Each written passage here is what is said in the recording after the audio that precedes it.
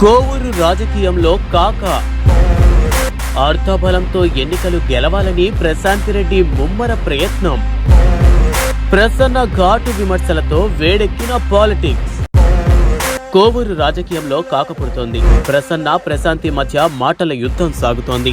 అర్ధబలంతో ఎలాగైనా గెలవాలని కూటమి వర్గం తాయిలాలతో కొత్త పుంతలు తొక్కుతుండగా ప్రసన్న ఘాటు విమర్శలతో పాలిటిక్స్ ఒక్కసారిగా హీట్ అవుతుండటం క్షేత్రస్థాయిలో కనిపిస్తోంది. మొత్తంగా 40 ఏళ్ల రాజకీయానికి 100 కోట్ల ధన బలానికి మధ్య ఆసక్తికర పోరు కనిపిస్తోంది.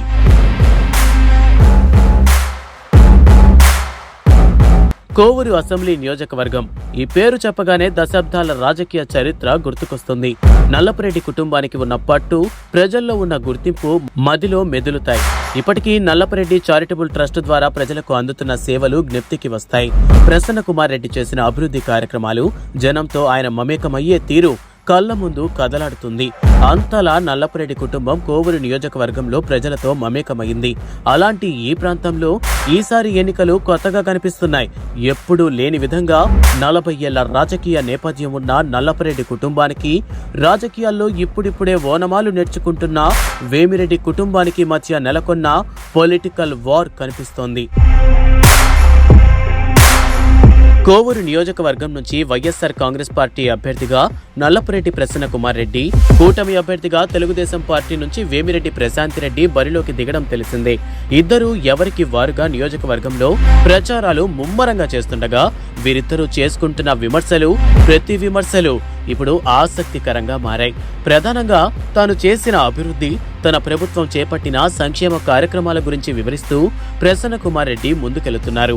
అయితే ప్రశాంతిరెడ్డి మాత్రం ఈ తరహా ప్రచారానికి వెళ్లలేకపోతున్నారు. ఎందుకంటే ఆమె కోవూరు నియోజకవర్గంలో ఇప్పటి వరకు ఎలాంటి అనుబంధాన్ని కలిగి లేరు. రాజకీయంగానూ ప్రత్యక్షంగా దిగిన సందర్భమూ లేదు. దీంతో తాను ఏం చేసిందో జనానికి చెప్పుకోలేని పరిస్థితి. కేవలం తమ విపిఆర్ ట్రస్ట్ ద్వారా కోవూరు నియోజకవర్గంలో ఏర్పాటు చేసిన వాటర్ ప్లాంట్లు, ఇతర అభివృద్ధి కార్యక్రమాల గురించి ప్రస్తావించి ఓటేయాలని అడుగుతున్నారు. ప్రసన్న కుమార్ రెడ్డి మాత్రం ఓ ఎమ్మెల్యేగా తాను చేసిన అభివృద్ధి, సంక్షేమం గురించి పక్కాగా చెబుతూ ప్రజలను ఓట్లు అభ్యర్థిస్తున్నారు. ఇక్కడే వేమిరెడ్డి ప్రశాంతిరెడ్డి మరో అడుగు ముందుకేసి సరికొత్త రాజకీయానికి తెరతీయడం క్షేత్రస్థాయిలో చర్చగా మారింది. ఎలాగైనా గెలవాలన్న ఉద్దేశంతో తెలుగుదేశం పార్టీ నేతల ద్వారా ఓట్ల కొనుగోళ్లకు పూనుకుంటున్నారు.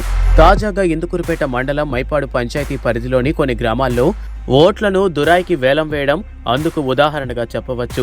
మత్స్యకార గ్రామాల్లో వివాదాలు, ఘర్షణలు, తప్పులు జరగకుండా ఎవరైనా తప్పు చేస్తే ఆ తప్పును సరిదిద్దేందుకు నిర్దేశించుకున్న అసాంఘిక కట్టుబాటే ఈ దురాయి.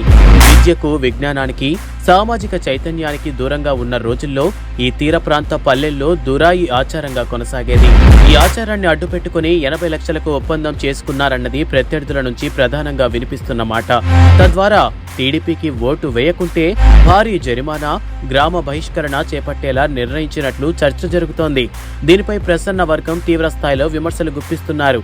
ప్రజల్లో అలజడి రేకెత్తించి ఎన్నికల నిబంధనలను తుంగలో తొక్కడమే అవుతుందని ఆరోపిస్తుండటం గమనార్హం.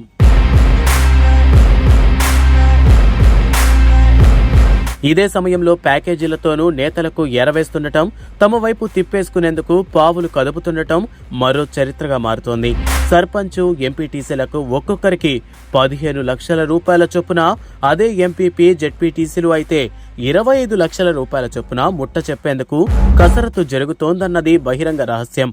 ఎక్కడికక్కడ ప్యాకేజీలు సిద్ధం చేసి పక్కాగా వ్యూహాలు రచిస్తుండటంతో పరిస్థితి ఇబ్బందికరంగా మారుతుంది.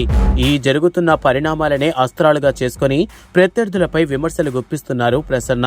మొత్తంగా అధికార పార్టీ అయినప్పటికీ చేసిన మంచి చెప్పుకుని ప్రసన్న కుమార్ రెడ్డి సార్వత్రిక పోరులో ప్రచారం చేస్తుండగా అర్ధబలంతో నేతలను, ఓట్లను కొంటూ ప్రత్యర్థి వర్గం ముందడుగు వేస్తోంది. ఈ పోరులో ఎవరి పక్షాన ఉండాలనేది ప్రజలకు పక్కాగా అర్థమవుతోంది.